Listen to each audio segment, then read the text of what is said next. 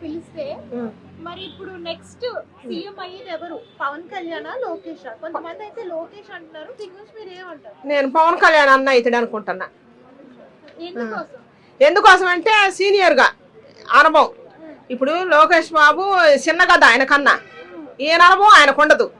ఇప్పుడు చంద్రబాబు నాయుడు ఆయన అనుభవం సీనియర్ నాయకుడు కాబట్టి ఆయన ముఖ్యమంత్రి అయ్యిండు. ఆయన తర్వాత నెక్స్ట్ అయ్యేది పవన్ కళ్యాణ్ అన్న, ఈయన తర్వాత అయ్యేది లోకేష్ బాబు. ఎందుకంటే వయసు అనుభవం. అంటే వయసు అనే కాదు, వారసత్వం కూడా వస్తుంది కదా. అప్పుడు మరి చంద్రబాబు నాయుడు కొడుకు లోకేష్ కాబట్టి లోకేష్ కి ఎక్కువ వచ్చే అవకాశం ఉంది అనేసి అంటున్నారు. వారసత్వం చూసుకుంటే రాష్ట్రం పరిపాలన చేయాలి, వయసు చాలదు, అనుభవం చాలదు అనమాట. అనుభవం పరంగా వయసు పరంగా చూసుకుంటే పవన్ అన్నే. ఈ రాజకీయాలు ఇండస్ట్రీ అయిన వారసత్వాలు చూసుకుంటారు కానీ అనుభవం చూసుకోవట్లే. ముందర అనుభవం చూడ రాజకీయాలు చేయడం రాదు, మంచితనము, ఆయన ప్రజల కోసం ఆలోచించడం తప్ప ఆయనకి రాజకీయం చేయడం రాదు కాబట్టి ఆ అనుభవంతో చూసుకుంటే మరి లోకేష్ నే సీఎం చేస్తారు అని కూడా అంటున్నారు. అంటే ప్రజలను దోసుకోవాలన్నమాట ఏ నాయకుడైనా వచ్చినా, అంతే కదా. పవన్ కళ్యాణ్ మంచి చేయకూడదు. ఆడ పేదవాడు కానొస్తే ఆడ ఆయన సొంత డబ్బులు జేబులో ఉన్న డబ్బులతో సుద్దా తీసి ఆయనకు కూడా లేకుండా ప్రజలకు ఖర్చు పెట్టే నాయకుడు మనకు వద్దు.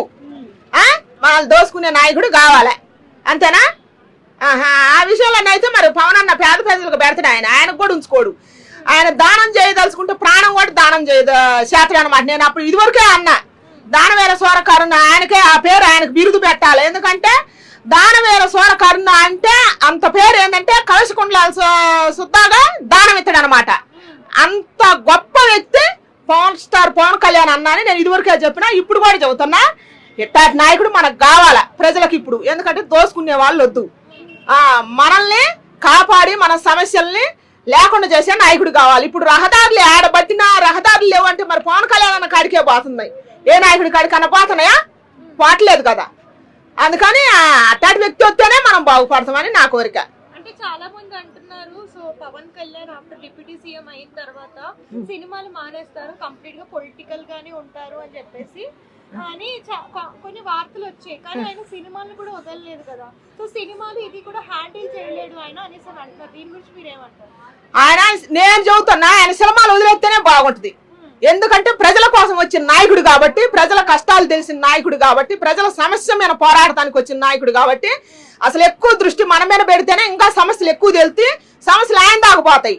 ఇప్పుడు ఏంటంటే కొంతమంది ఆయన కింద ఉండే వాళ్ళు ఆయన దాకా పోనీటలే, ఆయన దాకా పోనీయట్లేదు. అందుకని దయచేసి ఆ లోపం కూడా తెలుసుకోవాలని పవన్ కళ్యాణ్ అన్నకు నేను చెబుతున్నా. అయితే సినిమాలు చేస్తుంది కూడా ప్రజల కోసమే, ఆ డబ్బులు వచ్చిన డబ్బుల్ని కూడా ప్రజలకే వాడుతున్నాను, అందుకే సినిమాలు చేస్తున్నాను అని కూడా చెప్పారు కదా. మరి చెప్పిండు ప్రజల కోసమే కానీ ప్రజల కోసం వాడుతుండలే కానీ దానివల్ల సమయం కొద్దిగా వృధా అయిపోతుంది, ఎక్కువ సమస్య తీసుకోలేకపోతుండే ఆయన. అందుకని ఎక్కువ దృష్టి ప్రజల మీదే పెట్టాలి. ఆయన నాయకుడు గుణం ఎక్కువ ఉంది, ఇంకా ఆయనకి ఇంకా పరిపాలన చేయాలి, మన తెలంగాణ కూడా పరిపాలన చేయాలి కాబట్టి ఆయన దాకా సమస్య పోవాలంటే ఆయన కింద ఉన్న నాయకుళ్ళు కూడా ఇంకా ఆయన తెలుసుకోవాలా. సినిమాలని అయ్యని అని చెప్తే కొద్దిగా టైం వేస్ట్ అవుతుంది అనమాట. ఆయన దాకా పోతానే ఆయనకి చెడ పేరు వచ్చే ప్రమాదం ఉంది. నెక్స్ట్ మరి ఇక్కడ ధీటుగా ఉన్న నాయకులకి ఆయన సరి సమానంగా మరి పరిపాలించగలరని అనుకుంటున్నారా? ఖచ్చితంగా నేనైతే ఆ నమ్మకం ఇవ్వగలుగుతా. ఎందుకంటే ఇంత ముందు వచ్చిన నాయకుల కన్నా ఇప్పుడు వచ్చి ఈ పవన్ కళ్యాణ్ అన్న వచ్చి ఇప్పుడు ఎన్నాళ్ళు అవుతుంది? సంవత్సరం వెళ్ళిందా? కాలేదు కదా. అందుకని ఆయన దాకా సమస్య పోతుందంటే ఆయన జాతి నమ్మకమే కదా. నమ్మకమే కానీ ఇప్పుడు ఇదివరకు మంత్రులు, ఇప్పుడు ముఖ్యమంత్రి కింద ఉన్న ఎమ్మెల్యేలు కానీ మంత్రులు కానీ, ఆయన కింద ఉన్న ఎమ్మెల్యేలు కానీ మంత్రులు కానీ చిన్న స్థాయి నుంచి పెద్ద స్థాయి ఉండవాళ్ళు కూడా అట్టాటి వాళ్ళని కూడా ఆయన గమనించాలి. ఎందుకంటే నాయకుడి కింద ఉండే వాళ్ళు ఏం చేస్తారంటే నాయకుడికి చెడ్డ పేరు తెస్తారు. అదనేది పవన్ కళ్యాణ్ అన్న చూసుకోవాలని నేను అంటున్నా.